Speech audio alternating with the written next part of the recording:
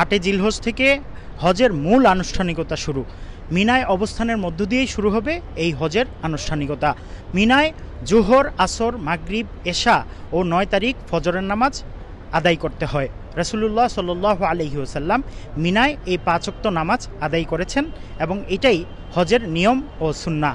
এজন্য হাজিরা মক্কা থেকে বৃহস্পতিবার এই রাতের মধ্যেই মক্কা ত্যাগ করবেন এবং মিনার উদ্দেশ্যে রওনা করবেন। সৌদি গ্যাজেটের তথ্য মতে এবছর প্রায় 180টিরও বেশি দেশ থেকে প্রায় 20 লক্ষ মানুষ মক্কায় হজ আদায় করতে আসছেন এবং হজের আনুষ্ঠানিকতা শুরু হওয়ার সাথে সাথেই বিশ্বের 180টি দেশের মানুষ মিনায় অবস্থান করবেন এবং সেখানে জিকির আজকারের মাধ্যমে সময় গুজরান করবেন। 9 জিলহজ আরাফার ময়দানে অবস্থান করবেন।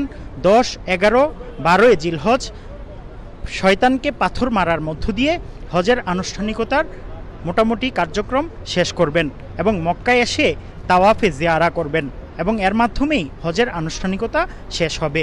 হজের আনুষ্ঠানিকতার পরপরই সবাই মদিনার উদ্দেশ্যে রওনা হয়। অনেকে হজের আনুষ্ঠানিকতার আগেই মদিনায় গমন করেন, রাসূলের কবর জিয়ারা করেন।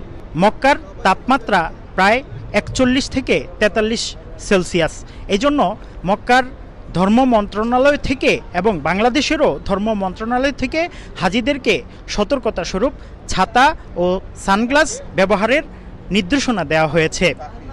পবিত্র নগরী মক্কা থেকে মুফতি আব্দুল্লাহ তামিম, সময় সংবাদ।